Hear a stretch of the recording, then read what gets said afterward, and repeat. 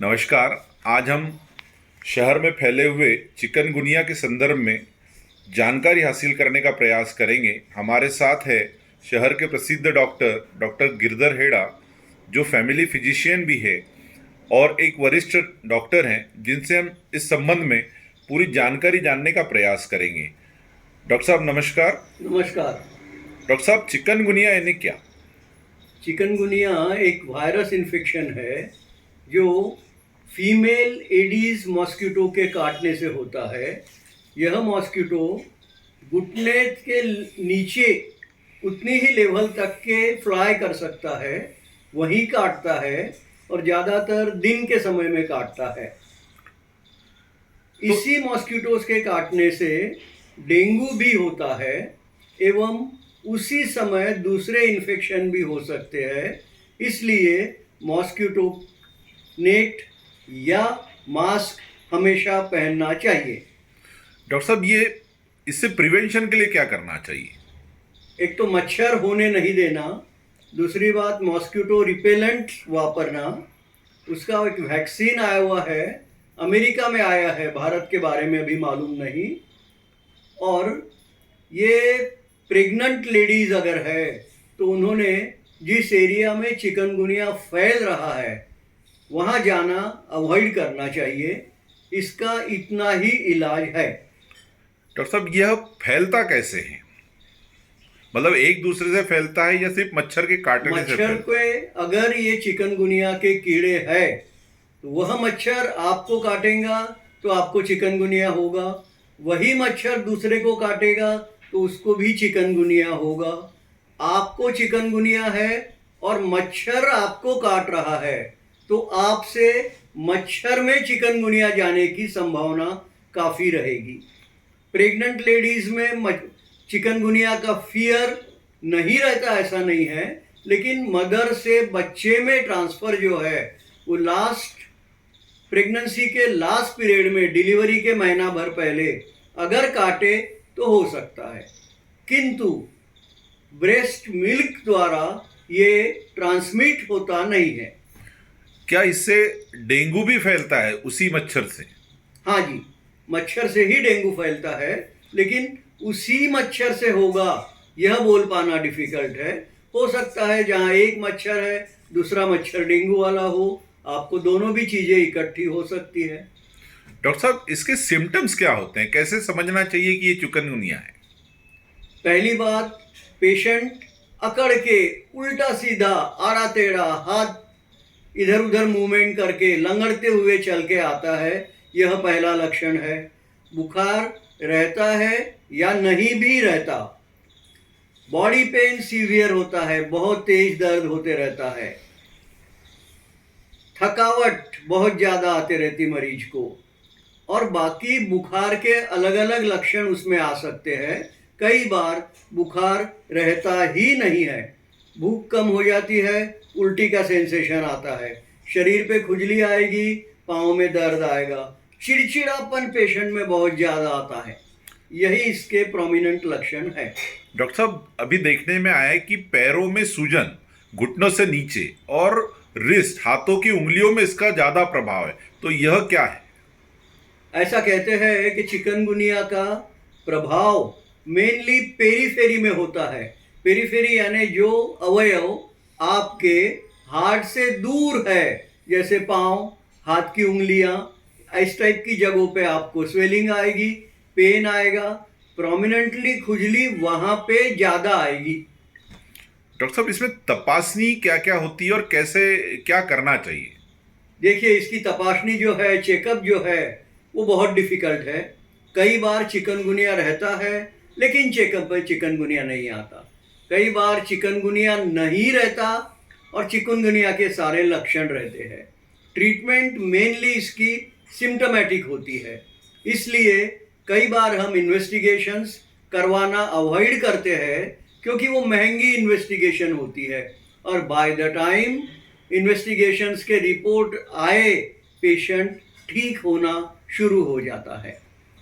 इसका वास्तविक उपाय क्या है डॉक्टर साहब? कहाँ पेशेंट ने कैसे लाइन ऑफ ट्रीटमेंट करनी चाहिए? पहली लाइन ऑफ ट्रीटमेंट है रेस्ट, आराम, सो के रखना। इसके लिए कुछ डॉक्टर नींद की गोली का भी इस्तेमाल करते हैं। मरीज को एडवाइस करते हैं रात के समय जल्दी खाना खा ले, वह गोली ले ले, आंखों के ऊपर में काले रंग की पट्टी बांध ले, मोबाइल कमरे से बाहर रख दे कमरे से बाहर मोबाइल को, और अंधेरे कमरे में सोने का प्रयास करे। अगर वह सक्सेसफुली 4-6 घंटे भी सोता है तो दूसरे दिन सुबह उसे 50% रिलीफ आने के चांसेस होते हैं। इसका एक कारण है मरीज के दिमाग की एंजाइटी जो है वही उसे तकलीफ ज़्यादा देती है, और ये एंजाइटी नींद अच्छी आने से अगर कट हो जाती है तो तकलीफ काफ़ी कम हो जाती है। पर ये देखा गया है कि नींद भी अगर पूरी हो गई तब भी उसका प्रमाण उतना ही है। रह सकता है कुछ केस में रिलीफ भी आ सकता है। मैंने जहाँ तक देखा हुआ है मेजॉरिटी केस में 80% पेशेंट दोपहर में भी सोए अगर अच्छे से नींद की दवा लेके, तो शाम को उनका फोन आता है मुझे काफ़ी अच्छा लग रहा है। डॉक्टर साहब, जैसे आपने बोला कि इस पे दवाई सिम्टोमेटिक है, तो क्या दूसरी पैथियों में जैसे होम्योपैथी प्रचलित है अपने यहाँ, लोग कंफ्यूज रहे कि होम्योपैथी पे जाए या एलोपैथी की तरफ ही रहे, तो क्या पेशेंट ने क्या निर्णय करना चाहिए ऐसे में? पेशेंट के हाथ में कुछ भी निर्णय करने जैसा नहीं है। वो एलोपैथी ले रहा है तो हम जो hydration, rest, symptomatic treatment, counselling, patient को समझाना बताते हैं, वही मेन ट्रीटमेंट है हमारी। एलोपैथी में हम केवल पैरासीटामोल 15 मिलीग्राम पर केजी बॉडी वेट से कैलकुलेट करके देते हैं, बुखार के लिए भी, दर्द के लिए भी। होम्योपैथी वाले भी वैसे ही देंगे लक्षणों पर से, क्योंकि डायग्नोसिस वे भी बहुत सही जल्दी कर पाते नहीं। आयुर्वेद वालों का भी सिद्धांत वही रहेगा, उनकी ट्रीटमेंट पेट पे आधारित रहेगी, ये मत खाओ वो मत खाओ वाली बातों पे। हम एलोपैथी में कहते हैं आप खाओ, प्रोटीन खूब खाओ, 2-2 कटोरी दाल पियो सवेरे शाम, सत्तू का पानी लो, स्प्राउट लो, फल लो जिसमें विटामिन सी मिलता है आपको, ड्राई फ्रूट्स लो, यानी rich items, protein rich items ज़्यादा से ज़्यादा लीजिए, रेस्ट करिए, आपका पेट खराब होगा, ऐसे स्नैक्स वाले आइटम अवॉइड करिए।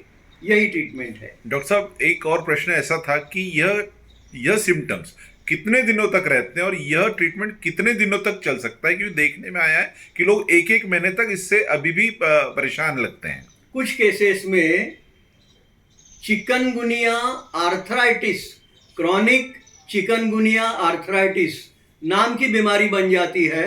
वह वही है जो आप कह रहे हैं। उसके अंदर पेशेंट को 1 महीना, 1.5 महीना, 2 महीना इस टाइप के सारे पेन वाले लक्षण रह सकते हैं। पेशेंट अकड़ के चलेगा, पाँव सीधे नहीं होंगे, कमर सीधी नहीं होगी, इस तरह का सभी पेशेंट को हो सकता है। ट्रीटमेंट कितने दिन ज़रूरत पड़ेगी इसका कोई कैलकुलेशन नहीं, इसका कोई जवाब नहीं हमारे पास में।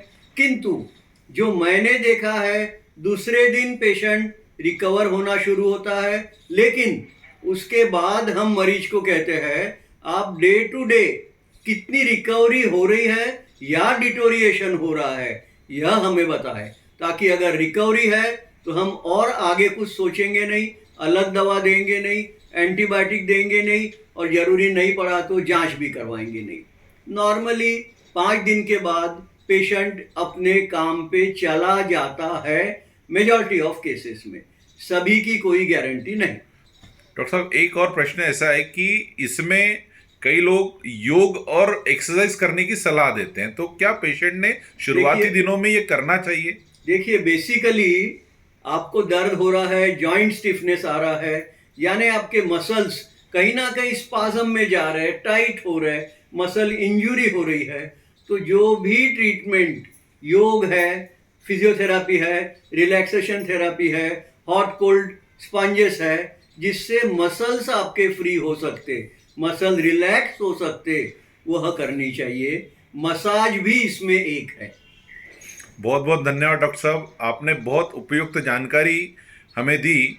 निश्चित इस जानकारी का इस सुनने वालों को फ़ायदा होगा और भविष्य में लोग चिकनगुनिया और डेंगू जैसे बीमारियों से बचने का निश्चित ही प्रयास करेंगे। नमस्कार। नमस्कार।